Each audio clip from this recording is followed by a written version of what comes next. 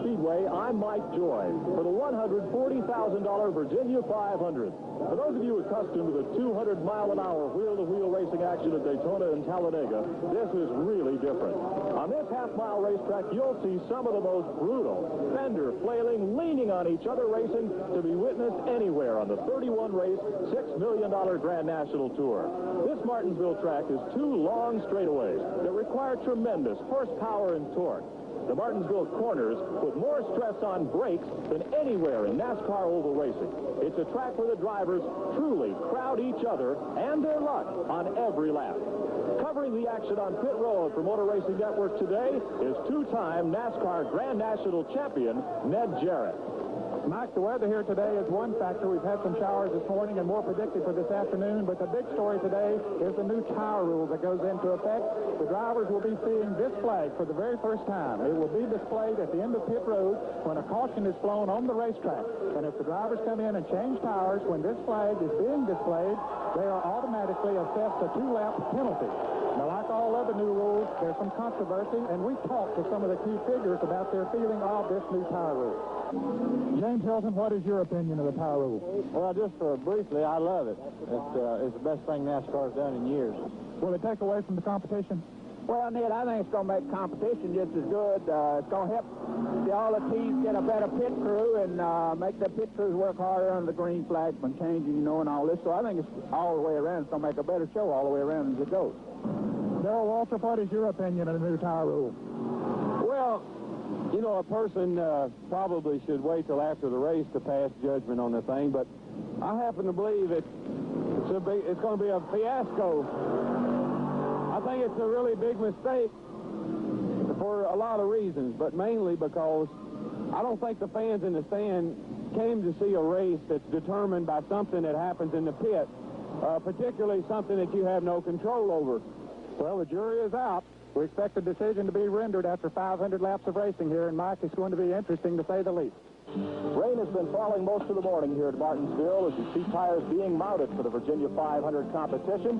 Tires come into play in several ways here at Martinsville. They take old truck tires and drag them along the racetrack to help dry it, as the field will move out shortly for several preliminary laps.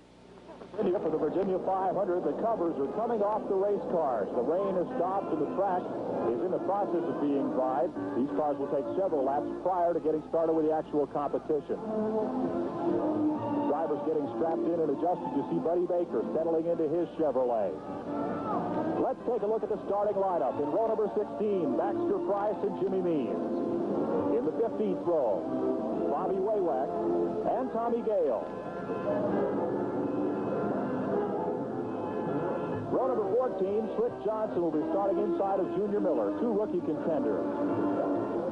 In row 13, hometown veteran Buddy Arrington, along with Dick May. In the 12th row, Richard Childress with Cecil Gordon, 2 veteran independent drivers. In row 11, former Rookie of the Year Ronnie Thomas with up-and-comer Rick Newsom. Row number 10, J.D. McDuffie, along with Buck Simmons. Cars move down pit road on the first of several preliminary laps. Let's continue with the starting lineup. In row number 9, rookie point leader Jody Ridley starts alongside of D.K. Ulrich. In the 8th row, 2 rookies, Kyle Petty, 3rd-generation driver, and Bill Ellswick.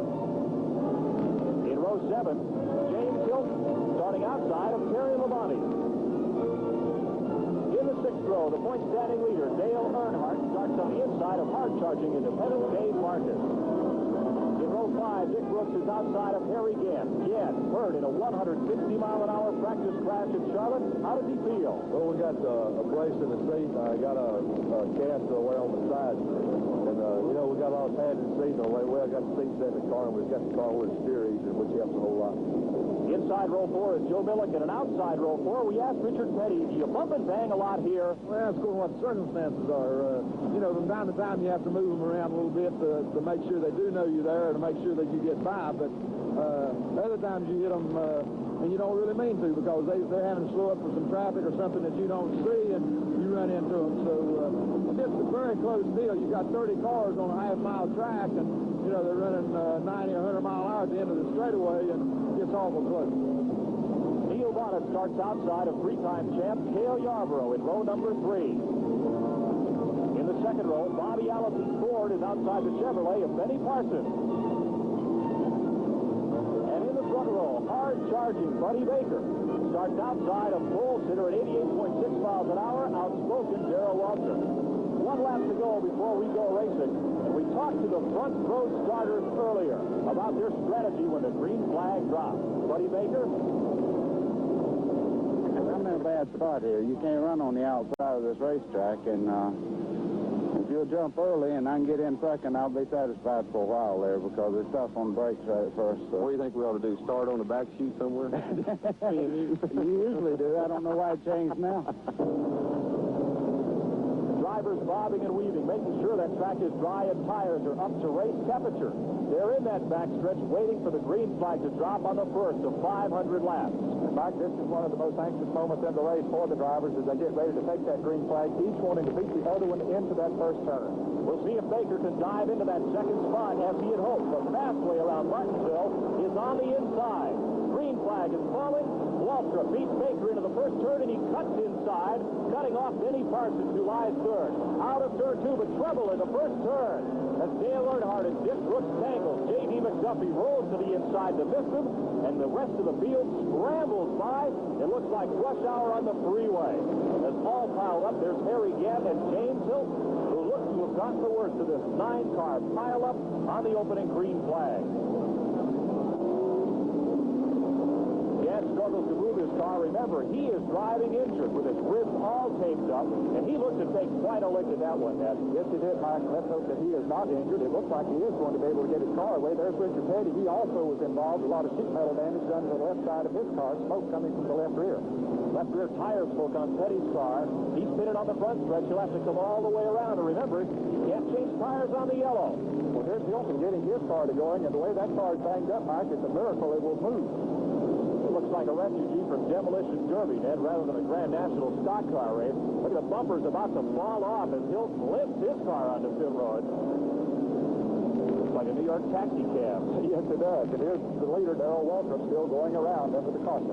Waltrip, remember, started on the pole and was well out ahead of the accident. Gant's car still being administered to by the wreckers. It looks like they're going to have to take two wreckers maybe to get him into the pit. They'll have to pick it up hammock style. Quite a shot he took. A tough break for a driver who has really been running strong recently. It looks like that car might be finished for the day, Mike. Let's take a look at how it started. Here's Earnhardt with his left wheel down on the grass. He gets into Richard Petty, turns Petty crossways, then Dick Brooks gets hit, and everybody then starts piling into them with nowhere to go.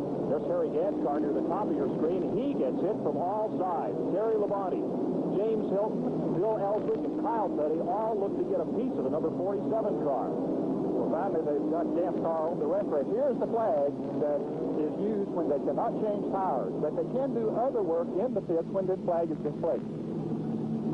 Here's Dale Earnhardt in the pits getting repairs on his car, and that wonderful duct tape comes to good use here again as they try to tape the thing back together so they get him back into action. Dale Yarborough looked like he got a piece of it. There's some of that silver tape holding together the front end of his Chevrolet. And look at the damage to Dick Brooks' car. Are you going to be able to get back in? Yeah, I think so. He hit me in the left rear and busted a brake drum, I think, and rotor. I think they're going to fix that. Well, Mike, that was Dick Brooks. You can see there's a lot of damage done to this car. That car looks like it got into a schoolyard scrap and lost. They're fitting a left rear fender to Brooks' car. That'll cost him 2 laps in addition to the time he lost. And here's Richard Petty's banged up car. Moments ago, Mike, these were a brand new automobile. Martinsville Speedway is a body man's nightmare for just this kind of reason. Here's the rookie Bill Ellsworth waiting to go back out the pit board, being shown to Richard Petty. They're trying to get him back in the pit. And here he is for more repair. And here's Harry Gant's car. They're going to work on that thing, trying to get him back in the race. Harry, what happened over there? Well, Earnhardt and Brooks got together going in, and one of them hit Petty, and he turned around, and I backed off, and I got hit in the back and jammed into him. Well, he certainly did that, Mike, as we can see. Are you okay? I don't really know. I can't tell. If it's not any lines broke or anything, I think we'll be okay. I'm not sure. Hit pretty hard. Well, he was just in an accident a couple of weeks ago. He's staying in the car, hoping they'll get it ready to go again, Mike. I thought you were asking him about his condition. He talked about the race car, so Harry Gant must be fine. There's Bob Johnson and Steve Bird trying to get the left front of that car fixed. Cale Yarborough and Richard Petty exit pit road. And they've made several stops, and neither of them have lost a lap, making those repairs on their cars. A lap at Martinsville is really tough to make up. Yes, it is very tough because the pneumatic is so tough. Long straightaways and tight turns characterize this half-mile racetrack. Once again, here's the Jack Beebe crew. They've got everybody into the act. I can't believe they're going to get this car back in the race now. It'll be a miracle if they do, Mike, but these fellows perform miracles. There's Jack Beebe, the owner of the car, coming into the action. Everybody lends a hand, and nobody looks too pleased. He's going to be looking at a different side if he gets back on the racetrack, looking how he'll have no hood or fenders. James Hills didn't fare much better. There's a lot of tape holding his car together. I don't see much of a bumper or fender there. Do you have? Not very much. It looks like most of them were sheet metal damage, though, as we get ready, I believe, to start this race again. There is Gerald Walter behind the safety car, his car undaunted, as is Buddy Baker in second place. 500, we're still under the first caution flag of the day. Just 500 feet from the opening green flag, they had a 9-car jam session down in turn number 1. They got the debris cleaned up, and Darrell Walter leads Buddy Baker. Benny Parsons in Chevrolets, Neil Bonnet in a Mercury, Bobby Allison's Ford, and the Chevy of Joe Milliken. The pace car stretches the field, and Harold Kinder waits with the green flag. Walter tries to edge Buddy Baker to anticipate the start. There's the green, and Walter gets a good jump down the home straightaway. Baker in close pursuit. Parsons pulls third as they're single file into turn 1. Leaders up out of turn number 2. Meanwhile, back in the pack, Richard Petty soldiering along at 18th position ahead of Cale Yarborough after those pit stops. Petty looks underneath point leader Dale Earnhardt. Now Earnhardt is 4 or more laps down after the action. They move past Slick Johnson. Petty picks up the 17th spot and goes to work on hometowner Buddy Arrington. Cale Yarborough in hot pursuit. He's following Petty all the way through that package, and Mike, it's tough for them to pass because they have to do it on the outside. Petty works the high side of the racetrack past Jimmy Means, gets a little bit high on the racetrack, loses about half a car length, but makes it up down the straightaway. Into turn 3 and around the Ford of Tommy Gale as they struggle to climb back up to the field. Back up front, Waltrip continues to lead Buddy Baker. Baker, I imagine, just keeping an eye on him at this point, Dad. He seems to be content, running in second place right now, not using too much brakes, and boy, that can be a problem here. On a super speedway, Baker's not content with second, but this racetrack is different. As Petty works by Ronnie Thomas and Bobby Waywack out of the 4th turn. Earnhardt still forging ahead, building a wake for them. This car is still running very good, even though it's several laps down. Waltrip right at the bottom of the racetrack, keeping the car down on the concrete, as are all of the front 6 automobiles. Of course, the low side of the track is the fast way around this half-a-mile speedway. Waltrip brings it right down to the curbing and the grab in turns 1 and 2. Baker's never straying more than 3 feet behind him. Moving up on the Junior Miller car now is Petty. Working along at about 15th position with Yarborough. Earnhardt takes the low side under Miller. Miller, a rookie driver, gave him a lesson here as he moved into the 3rd turn. The high side is the slow side here is Petty. Works underneath Junior Miller, and they come up on a group of cars running double file. And here we are back to Gant's car. They're taking the oil cooler off of that car, still trying desperately to get him back in the race. That thing looks more like Salvage 1 than it does a Grand National race car. Gant was in 6th place in the point standings going into this race, and they want to preserve that. There's a new oil cooler going on. Richard Petty continues to move up. There's the 11th place Cecil Gordon. As up front, the leaders are caught in heavy race traffic. Buck Simmons moved to the low side to allow leader Waltrip in 2nd place. Buddy Baker passed him. You're always in traffic here, Ned, aren't you? Yes, you are. You go around this track in about 22 and a half seconds, so there's always traffic somewhere. Dale Earnhardt has moved up on Kyle Petty, 3rd-generation driver, as his father, Richard, looks for room underneath. Richard's father, Lee Petty, first one at this racetrack way back in 1953. Richard Petty, a 14-time winner here, is going to have to pass his son if he's going to get to victory lane today. Kyle holding that inside groove as he moves around the track, trying to give the other groove a run, but he's running so well himself, it's tough to pass. Richard Petty looks to the inside. Kyle drops down, but Earnhardt shuts Richard off at the 3rd turn. Richard Petty then moves up into the 10th position. As up front, Waltrip continues to lead Buddy Baker. And they're back to Harry Gant's car trying to get that oil cooler. So you can see the bracket that the both on is sped up so badly they can't get it back in its place. If that was your street car, it'd be about a 3-week job in the body shop. They're trying to do it in 15 minutes.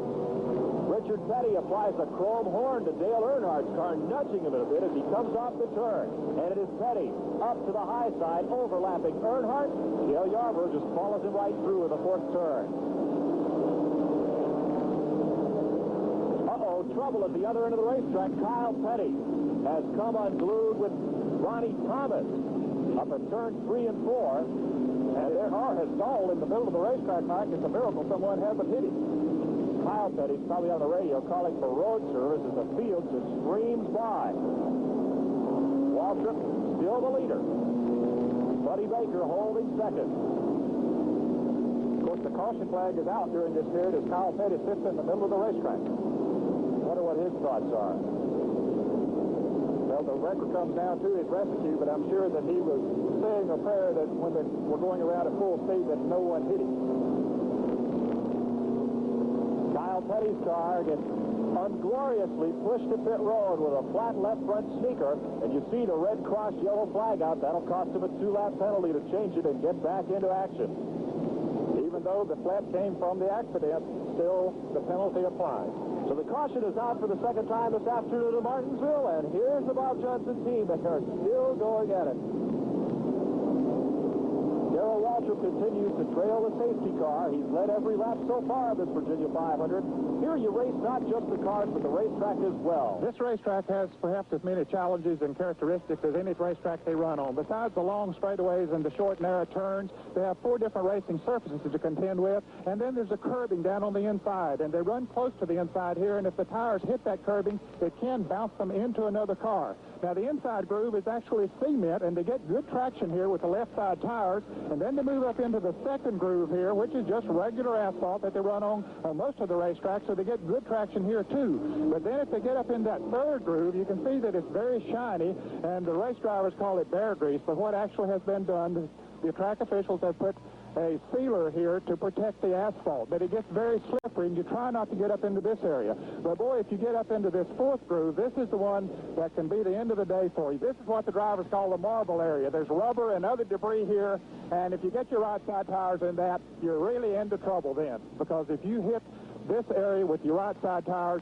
it's going to scoot you right into this 4-foot wall here, and when you hit that, that means the end of the day for you as far as Martinsville is concerned.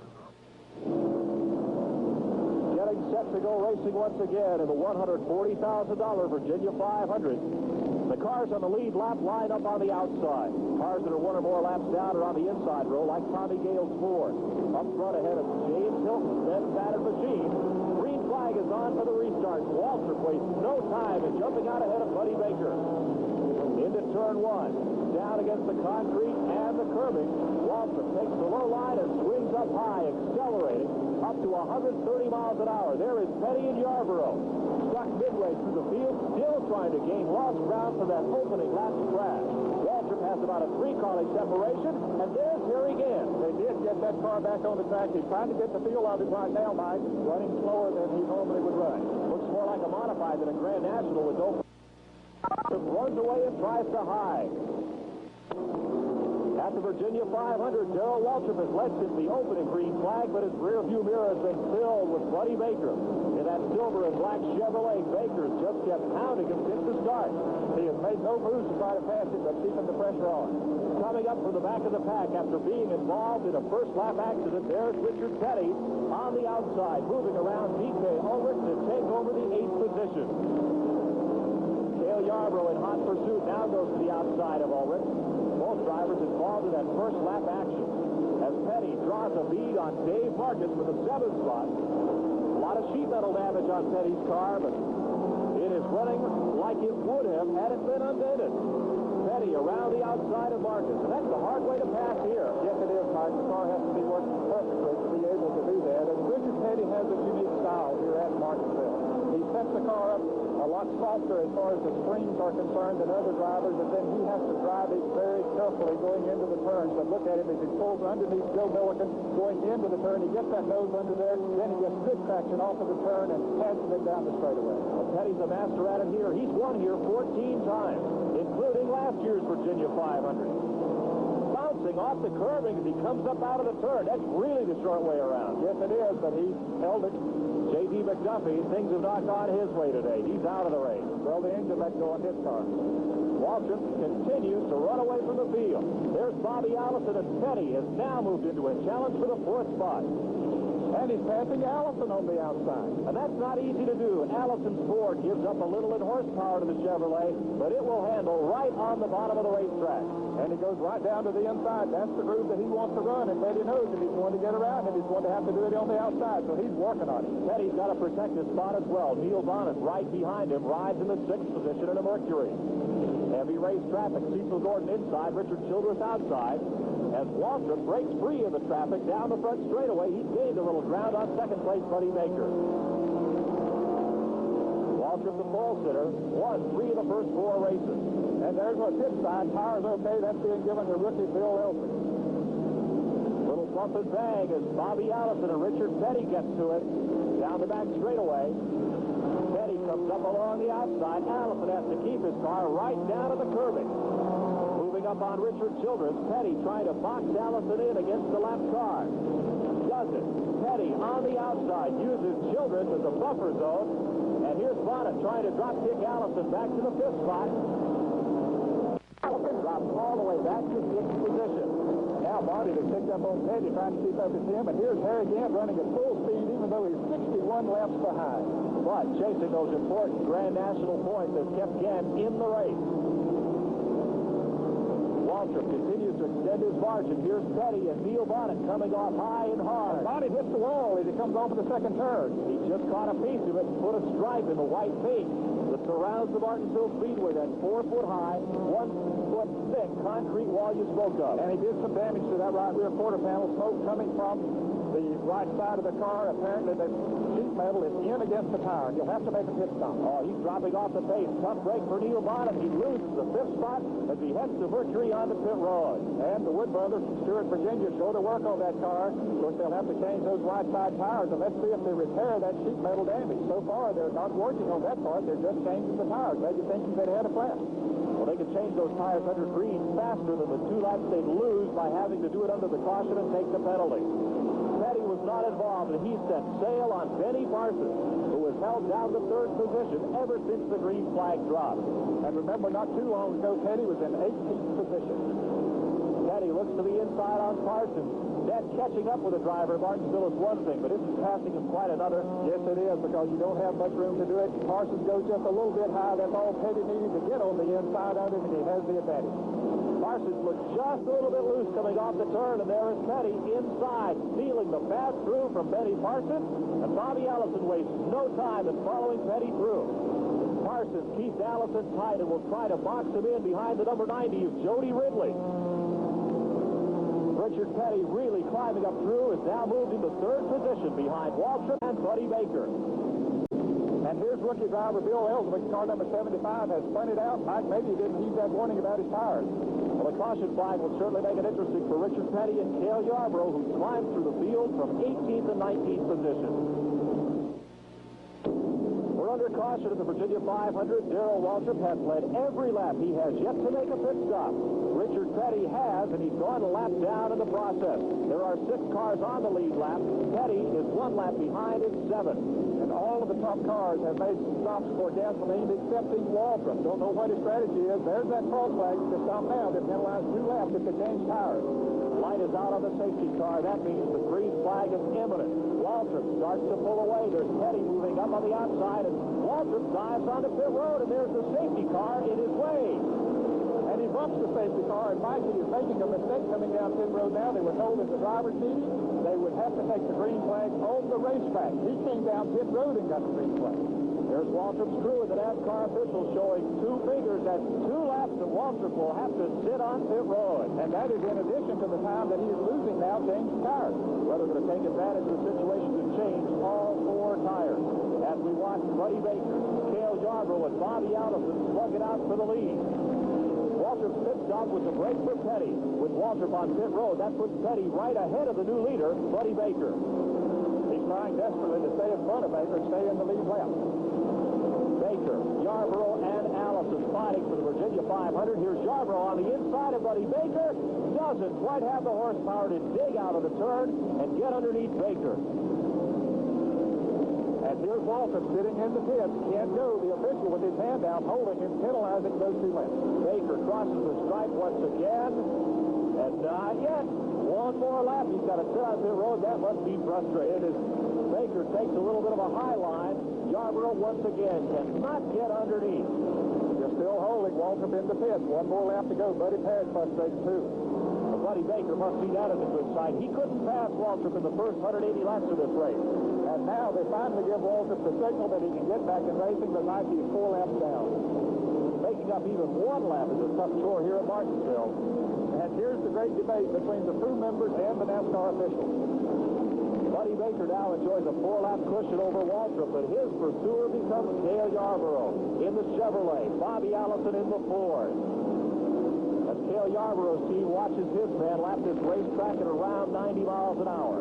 Neil Bonnet drops the Mercury to the inside as a hard-charging Darrell Waltrip comes up the outside groove and sets sail on Benny Parsons. Waltrip trying to make up some of the time he lost in the pits. 4 laps down, but he's giving it a run for the money. Trying to dive under Parsons at the south end of the Speedway. He's got the racing room. And Martinsville car is working beautifully with those 4 new tires on it. Handling right at the bottom of the racetrack on the concrete. He muscles Parsons to the outside and gains back a bit of ground. Up front, Buddy Baker is the leader as Waltrip struggles to regain those 4 lost laps. Waltrip's handling well at the bottom of the racetrack, but is it handling, horsepower, or brakes that's the most important factor in winning here at Martinsville? Ned Jarrett took a look. To race cars, we don't think of brakes because everything is geared to horsepower and going. But here at Martinsville, brakes are very important. The cars run about 130 miles an hour on the straightaway, then have to slow to 65 miles an hour in the turn. They do that twice each lap, which means they do it 1,000 times in 500 laps. They have to put coolers or a duct in to cool the brakes because they run about 22 seconds here, and it puts so much heat on them.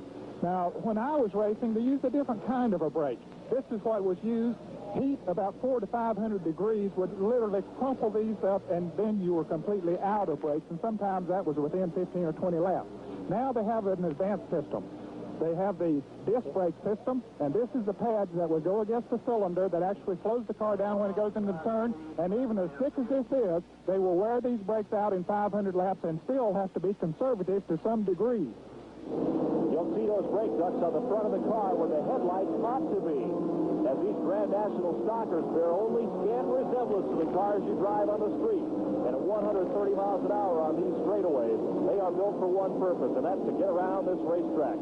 As Baker laps his way around Dave Marcus, Cale Yarborough still sitting in. Bobby Allison is third, and here is Waltrip. He is still charging. Yes, he is, and using the inside of that racetrack, his car sticking perfectly down there, so he's able to pass the brake exit.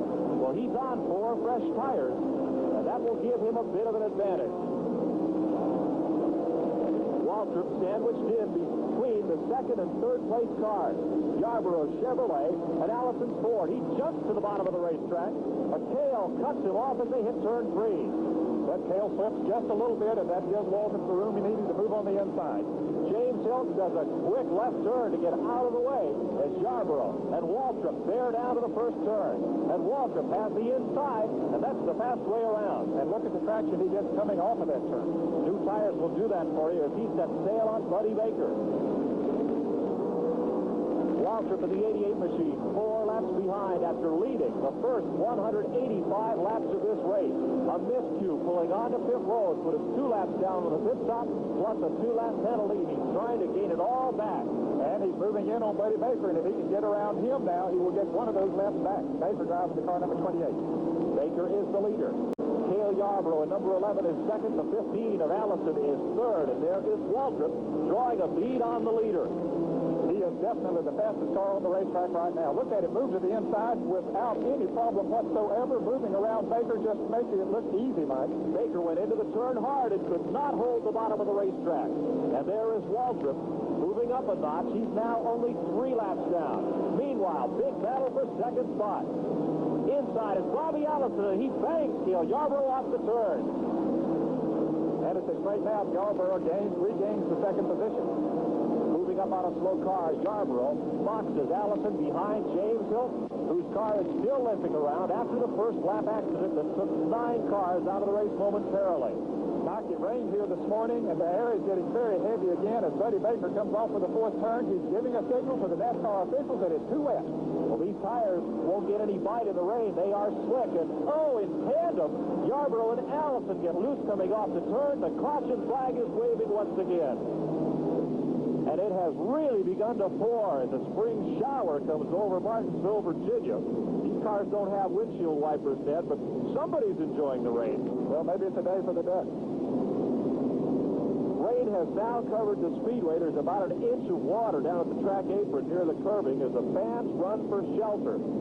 They're pretty hardy lot, though. They'll wait around and see if we can get this one back under green. And now hail has begun to fall as the red flag has finally come out. And that means the race cars will come to a complete halt here on the front straightaway. Well, they're short of the halfway point that would make the race official, and some of the crews using the pit boards for other than to signal for shelter. So this race is far from over. They'll have to restart it to complete it officially. There's leader Buddy Baker. Well, it ain't over yet. Did you get back out there? Huh? Did you get back out there? Yeah, we'll go back out.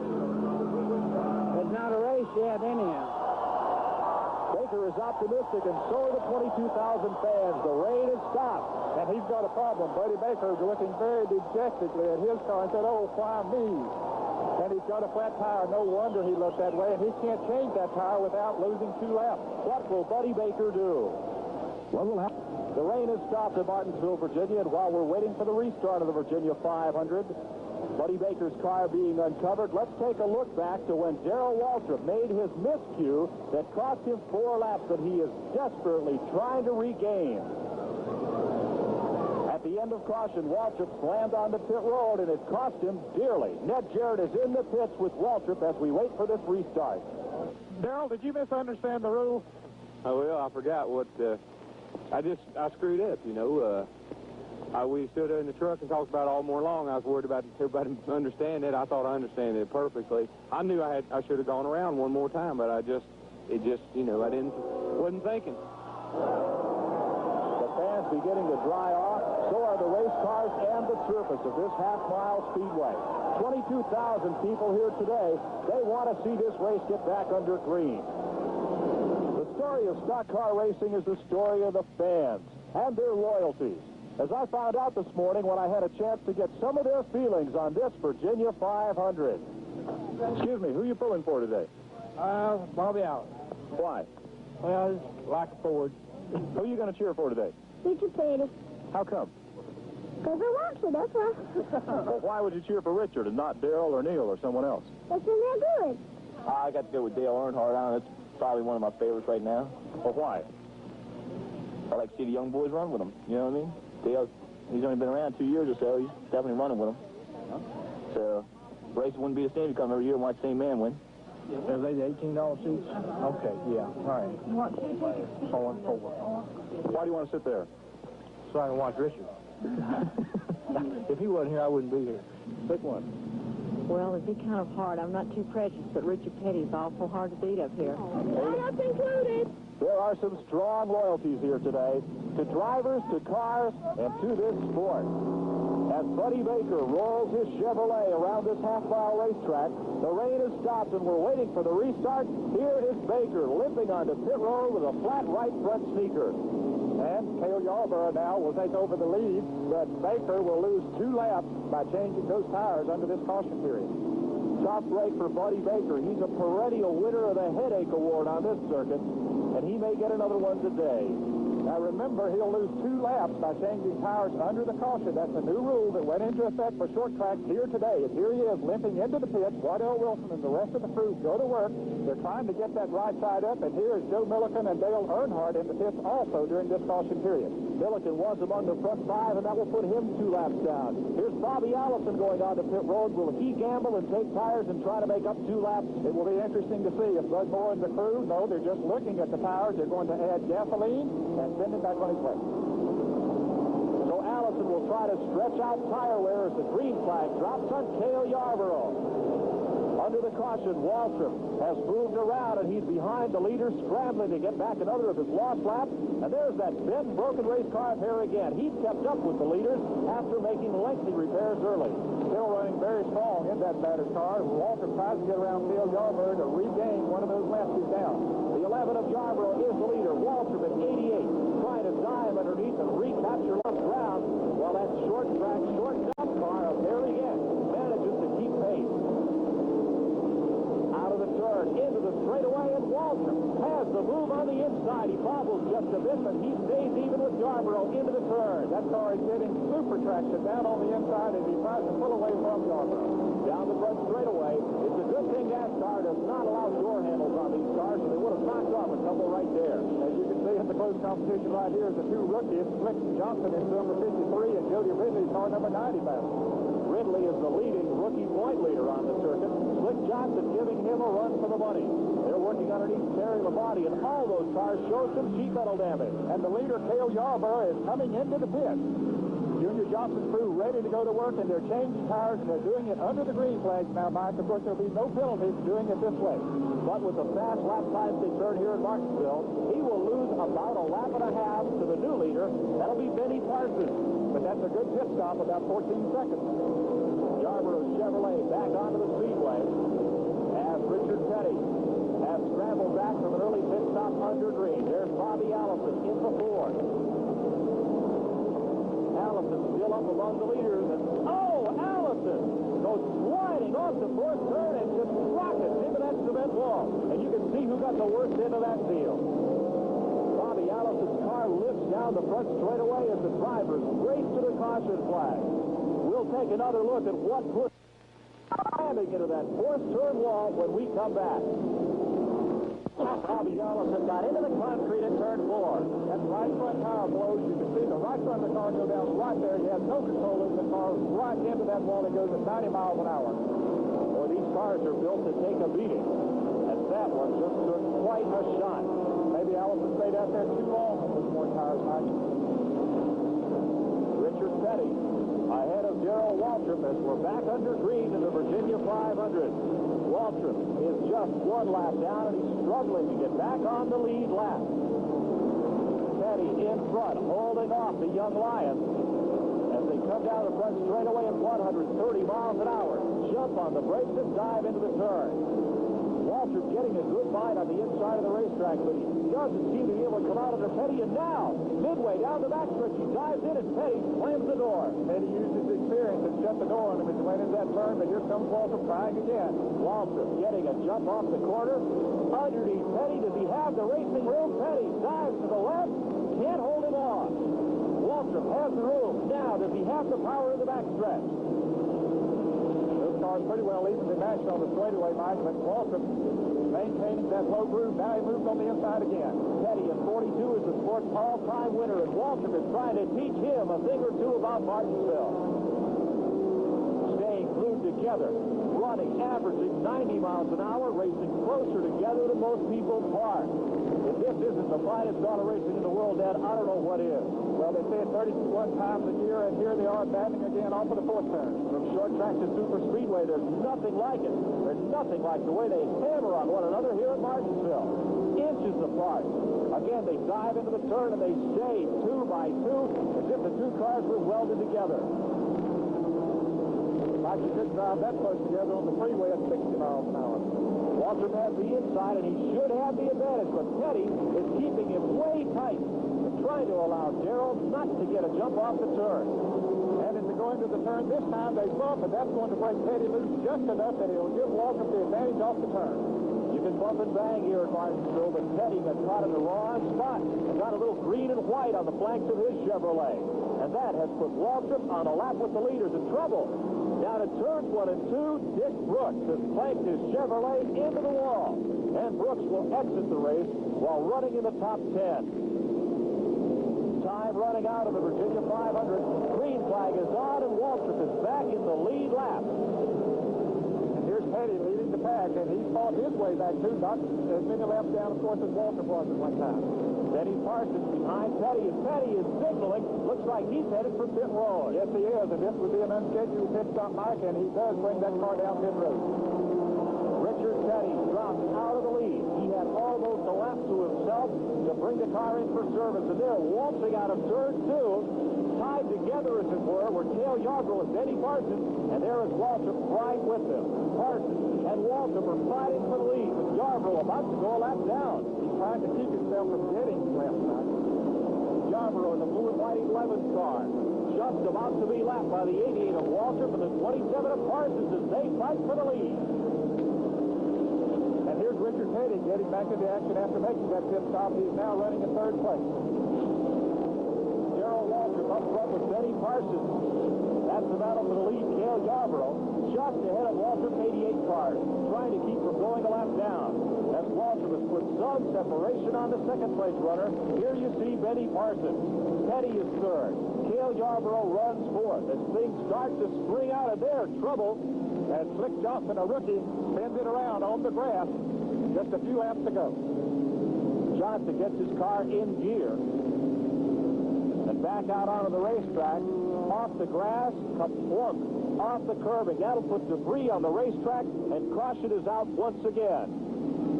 Along with the caution, there's the white flag. They will finish under caution. And from here, Darrell Waltrip can coast home to his third career victory at the tight, tough Martinsville Speedway. We'll be back with Ned Jarrett in victory lane in a moment. Waltrip has come incredibly from 4 laps behind to beat Benny Parsons, Richard Petty, and Cale Yarborough to win $28,000 in today's Virginia 500. Let's go down to victory lane and Ned Jarrett. Well, Darrell is coming out of the car now as he comes out and waves to the crowd. And a big kiss to Stevie, his wife, as he comes out of the car. And, boy, what a happy couple they are here right now. Darrell, congratulations. Oh, Ned. Gee whiz, that was just, I got us in a bad situation, and I didn't know if I could get us out or not, but everybody gave 100%, and I drove the car, and it handled good, it run good, and we're here we are in Victory Circle. I just think it's an omen to President Carter and everybody else. Don't give up. Waltrip's winning average speed was slowed by 8 caution flags for 94 laps to 69.121 miles per hour as he bested Benny Parsons, Richard Petty, Cale Yarborough, and Joe Milliken.